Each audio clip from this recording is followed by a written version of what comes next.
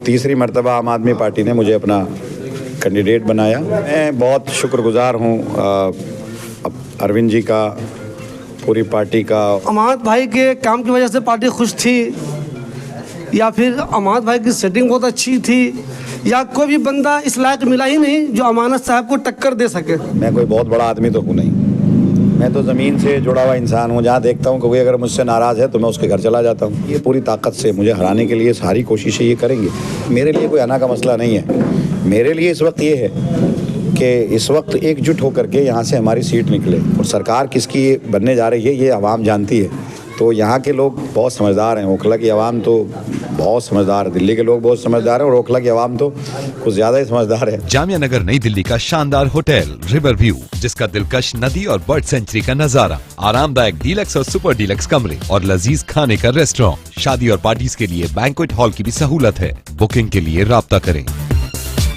दोस्तों, बिल आखिर जिस बात का आप सब लोगों को इंतज़ार था कि आखिर ओखला की टिकट का ऐलान क्यों नहीं हो रहा है, तो आज ओखला की टिकट का भी आम आदमी पार्टी ने ऐलान कर दिया।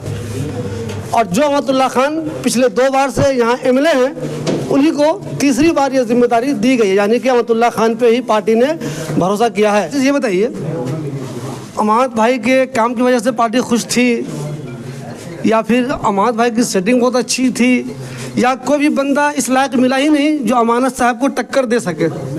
अब देखिए, मैं बहुत शुक्रगुजार हूँ अरविंद जी का, पूरी पार्टी का, और पार्टी के जो आला सारे लीडरान हैं उन सब का, कि आज पीएसी की मीटिंग हुई, उसके बाद डिसाइड हुआ और तीसरी मर्तबा आम आदमी पार्टी ने मुझे अपना कैंडिडेट बनाया।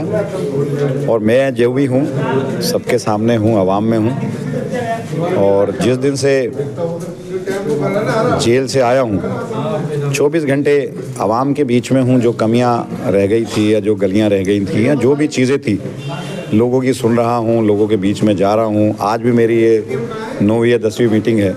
जे कॉलोनी से शुरू किया था मैंने, उसके बाद जसोला पहुँचा, फिर उसके बाद तैमूर नगर पहुँचा, जाकिर नगर पहुँचा, फिर जसोला पहुँचा, फिर शाहीन बाग में पहुँचा। अब यहाँ मैं FE ब्लॉक में हूँ और लोगों से मिल रहा हूँ। लोगों के तासुरात आप खुद पता कर सकते हैं क्या है। तो बस आवाम में हूँ और आवाम के लिए काम कर रहा हूँ। अमानत भाई, कई खास लोगों के टिकट कट गए और अहमदुल्ला खान का टिकट नहीं कटा, कुछ तो खास बात होगी? बहुत सारे लोग हैं जिनके टिकट नहीं कटे। अब ऐसा आप ये कहें कि कुछ खास के कट गए, तो मकसद तो देखिए, हमारे यहाँ तो ऐसा सिस्टम है नहीं ना। हमारे यहाँ तो कोई चेहरा नहीं है। हमारे यहाँ तो सर्वे डिपेंड करता है कि कौन किस पर एतमाद कर रहे हैं, आवाम किस पर एतमाद कर रही है। अगर मैं जेल में था या मैं इलाके में नहीं था तो वो आवाम की वजह से नहीं था ना, मुद्दे तो आवाम के थे। मैं दिल्ली दंगों में रहा, दिल्ली दंगों को मैंने देखा, मैं रात भर महसूस किया। मैं पूरी 3 रात वहाँ जागा। उसके बाद मैंने वहाँ कैंप लगाए, लोगों की हेल्प की। मरकज़ में मैं खड़ा रहा, जहाँ डेमोलेशन हुआ उसमें खड़ा रहा। जब शाहीन बाग को डेमोलेशन करने के लिए आ रहे थे तो मैं खड़ा था। जब कंचन कुंज में डेमोलेशन हुआ तो मैं खड़ा था। जब लिंचिंग जहाँ हुई वहाँ मैं पहुँचा। जब NIA ज़फ़रुल इस्लाम साहब के यहाँ और जमात इस्लामी में थी तो मैं वहाँ पहुँचा। मुझ पर FIR हुई। मौलाना कलीम सिद्दीकी के यहाँ जब आई तो मैं वहाँ पहुँचा। ATS मौलाना उमर गौतम के यहाँ जब ED और दूसरे लोग आए तो मैं वहाँ पहुँचा। और जो भी आतंकवाद के नाम पर या किसी भी जुल्म कहीं भी हुआ हो तो मैं वहाँ पहुँचा। और उसका ये हुआ कि मुझे FIR उसके बदले में मुझे मिली, लेकिन कोई बात नहीं, उससे ज़्यादा आवाम की मोहब्बत और दुआएं मुझे मिली। और आज अगर मैं हूँ तो इनकी दुआओं की वजह से हूँ। कौन नहीं तो कौन ऐसा नेता है। मैं MLA हूँ और लोग मेरे लिए मस्जिदों में दुआ करें, लोग तहज्जुद में दुआ करें, रोज़े रख कर दुआ करें। ऐसे न जाने कितने लोग हैं, और ये मैं गलत नहीं कह रहा, इसमें से भी न जाने कितने लोग हैं जिनकी दुआओं में मैं हमेशा शामिल रहा हूँ। बहुत सारे आइम्मा हज़रात हैं जो मस्जिदों में जुमे की नमाज़ में और दूसरी नमाज़ों में मेरे नाम से दुआएं की हैं। तो कुछ ना कुछ तो अल्लाह ने मुझसे ऐसे काम ले लिए जाने अनजाने में, जिसकी वजह से आज जो है अल्लाह मेरी मदद कर रहा है और लोग मेरे लिए दुआएं कर रहे हैं। अब टिकट कन्फर्म हो गई है तो आप मज़ीद मेहनत करेंगे और काम करने का तरीका ही बदलेंगे आप। मेरा एक सवाल ये है कि आपके बहुत सारे पुराने दोस्त जो बिल्कुल आपके साथ थे, बिल्कुल जिनको बोलते हैं साया की तरह रहने वाले लोग, सबका अपना अपना असर है। उनमें मुमकिन है कुछ लोग किसी और पार्टी में चले जाएं, कहीं चले जाएं, लेकिन कुछ लोग जो कहीं नहीं जाएं, किसी पार्टी में नहीं जाएं, तो क्या उन लोगों को लाने की कोशिश करेंगे, उनसे मिलेंगे, या फिर आप ये सोचेंगे तुमको जिस हाल पे रहना रहो, मैंने इतनी मेहनत कर लिया, मुझे उम्मीद है आवाम मुझे वोट देगी। नहीं, देखिए मेरा तो मानना ये है कि मैं कोई बहुत बड़ा आदमी तो हूँ नहीं, मैं तो ज़मीन से जुड़ा हुआ इंसान हूँ। जहाँ देखता हूँ कोई अगर मुझसे नाराज़ है तो मैं उसके घर चला जाता हूँ, मना लेता हूँ।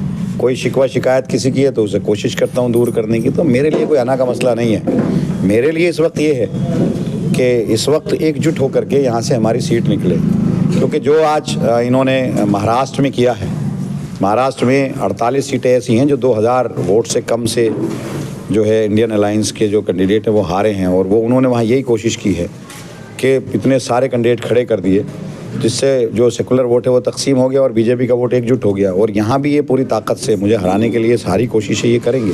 मुझे कोई नाराज़ है, कोई मुझसे अलग है और किसी वजह से भी अलग है, वो सियासी मजबूरी रहे, कुछ भी रही हो, तो मुझे उसके बाद जाने में कोई गुरेज नहीं है। मैं लेकर आऊँगा, अगर वो आना चाहेंगे बिल्कुल लेकर आऊँगा और हर मुमकिन कोशिश करूँगा कि मनाऊँगा अपने सब लोगों को। अहमद भाई, अब तो आपकी टिकट हो गई पक्की, तो आप क्या चाहेंगे जो दूसरी पार्टी के लोग आए तो किन किन पे नज़र है आपकी? किसको आप कमज़ोर समझ रहे हैं, किसको आप मजबूत समझ रहे हैं? क्या प्लानिंग चल रही है आपकी?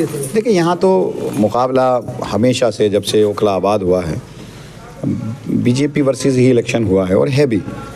यहाँ कांग्रेस की कोई हैसियत नहीं है? नहीं, मैंने तो कहा ही नहीं साहब, मेरा तो हमारा इलेक्शन तो यहाँ जो भी 2 इलेक्शन हुए हैं, और भाई 2015 का इलेक्शन है तो सेकंड पोजीशन पर बीजेपी थी, 2020 का इलेक्शन हुआ है तो सेकंड पोजीशन पर बीजेपी थी, और अभी भी दिल्ली में जो इलेक्शन हो रहा है तो वो तो आम आदमी पार्टी वर्सेस बीजेपी इलेक्शन है। तो मुझे नहीं लगता कि किसी के दिल में कोई इस बात का संदेह है। और वोट तकसीम करने का फ़ायदा, अगर वोट बटेगा तो उसका फ़ायदा तो बीजेपी को ही होगा। और हमको तो यहाँ जितना वोट हमें यहाँ मिलता है उतना ही वोट उधर भी मिलता है। अभी मैं जे कॉलोनी में था तो जे कॉलोनी में, मदनपुर खादर में, आली में, तो आप देखोगे कि हम 5 वार्ड में बराबर लड़ते हैं और बीजेपी जो है 3 वार्ड में लड़ती है और कांग्रेस 2 वार्ड में लड़ती है। पुराना इनकी सब उठा करके आप देख लीजिए, तो हमें तो 5 वार्ड से मिलता है। और लोग जानते हैं, लोग समझते हैं इस बात को कि किसके साथ जाना है, क्योंकि मैं सरकार का एमएलए हूँ और सरकार किसकी बनने जा रही है ये आवाम जानती है। तो यहाँ के लोग बहुत समझदार हैं, ओखला की आवाम तो बहुत समझदार है, दिल्ली के लोग बहुत समझदार हैं और ओखला की आवाम तो कुछ ज़्यादा ही समझदार है। तो ये अपने वोट को ज़ाया नहीं करते हैं। तो हमारा मतलब ये समझे कि आप कांग्रेस को बहुत ज़्यादा अहमियत नहीं दे रहे इसलिए। मैं तो कह नहीं रहा साहब, सारी पार्टी जो भी मेरे सामने है मैं सबको अहमियत देकर चलता हूँ और उसी हिसाब से मैं काम करूँगा। मैं कैसे कह रहा हूँ कि अहमियत नहीं है, वो अपना मेहनत करेंगे और मुझे पूरा यकीन है, मेरी किसी से आवाम से कोई नाराज़गी तो है नहीं। मैंने कोई ऐसा काम भी नहीं किया, मैं तो इन लोगों के बीच में रहा और मुझे उम्मीद है कि ये मेरे साथ रहेंगे। और कोई अगर शिकवे शिकायत है तो मैं उसको भी दूर ही कर रहा हूँ, लोगों से मिल रहा हूँ और उसी अंदाज़ में काम करूँगा कि दिन में इलाके का काम डेवलपमेंट और रात में लोगों से मिलना, फिर रात को खड़े होकर के लोग सड़कें बनवाना। आप देखोगे जिस दिन से मैं आया हूँ तो मैं तो 24 घंटे काम कर रहा हूँ और मैक्सिमम अभी मैं 1 हफ्ते में जब सारी सड़कें बना दूंगा जो गलियां रह रही हैं, जो आप लोगों ने भी दिखाई हैं और हमको बताया भी आप लोगों ने, तो हमने आपके हिसाब से ही काम किया। हमने अगर कहीं देखा कि आपने कहीं किसी गली में कोई प्रॉब्लम है या इलाके में कोई प्रॉब्लम है, उसको सॉर्ट आउट किया। भाई एक कूड़े की बड़ी परेशानी थी, आप कूड़े के ढेर जगह रहते तो मैं सफाई कर रहा हूँ। ओखला हेड वाले पे आज देखिएगा, आप गए होंगे तो फुटपाथ बनना शुरू हो गया वहाँ और मैं कल इंशाल्लाह उसको पूरा क्लीन कर दूंगा। एक ट्रैफिक जाम की प्रॉब्लम थी जिस दिन से मैं आया हूँ, जब से आया आती मैंने लगाया तो उस प्रॉब्लम को सॉर्ट आउट किया मैंने। और ये मैं परमानेंट, ऐसा नहीं है कि इलेक्शन के लिए कर रहा हूँ या वोट हासिल करने के लिए कर रहा हूँ, नहीं, ये काम है कभी मैंने ऐसे नहीं किए। कारण मुझे तो आवाम को इसकी ज़रूरत है तो मैं इंशाल्लाह इसको कंटिन्यू करूँगा और मैं सफाई निज़ाम को भी कंटिन्यू रखूँगा और यहाँ जो ट्रैफिक का मसला है उसको भी कंटिन्यू रखूँगा। बाकी आवाम के लिए मैं खड़ा रहा हूँ और जो आज मुझ पर जितने भी मुकदमात हैं, जो मेरे चीज़ें हैं, वो सब आवाम के लिए, आवाम जानती है और जिस तरह से आवाम को पता है क्या करना है। चूँकि 2 टर्म रहे हैं आप एमएलए, तो 2 टर्म कोई बंदा हो जाता है तो एंटी इनकम्बेंसी फैक्टर भी रहता है। आपको भी कुछ चीज़ें लग रही होगी, काश यार ये वाला काम हो जाता, ये वाला काम हो जाता, ये नहीं हो सका, ऐसी कुछ चीज़ें लग रही हैं आपको कि यार ये हो जाता तो अच्छा होता, ये ज़रूर कर दूंगा इस बार इंशाल्लाह अगर आ गया तो? देखिए, जो बड़े काम हैं ऐसा नहीं है कि जो बड़े काम हैं, जैसे सीवर हम डाल ही रहे हैं, देखिए, और पानी का काम है वो तो हम कर ही रहे हैं, सबको दिख रहा है, वो फर्जी बात तो है नहीं। भाई पानी की मेन लाइन पड़ रही है, यूजीआर बन रहा है, सड़कें बन रही हैं, सीवर चल रहा है, तो वो ऐसा नहीं है। हाँ, जो और मज़ीद ज़रूरत है, जैसे साफ़ सफाई की ज़रूरत है, इलाके में सिस्टम में लाना है पूरे इलाके को, कहीं ट्रैफिक जाम से है, कहीं हम डिवाइडर लगा सकते हैं तो वो लगाएंगे, कहीं ग्रिल लगा सकते हैं तो वो लगाएंगे। तो जो बहुत बेसिक नेसेसरी है, क्योंकि इलाका आबाद हो गया, पहले इलाका आबाद नहीं था। जब इलाका आबाद नहीं था, बिल्डिंग्स बन रही थी अब इलाका पूरी तरह आबाद हो गया, सीवर हमने डाल दिया है, अब ये 40-50 साल के लिए सीवर पड़ गया है, सड़कें हम बना रहे हैं, तो अब तो इसको देख रेख रख रखाव और आवाम के सहयोग से ही चलेंगे।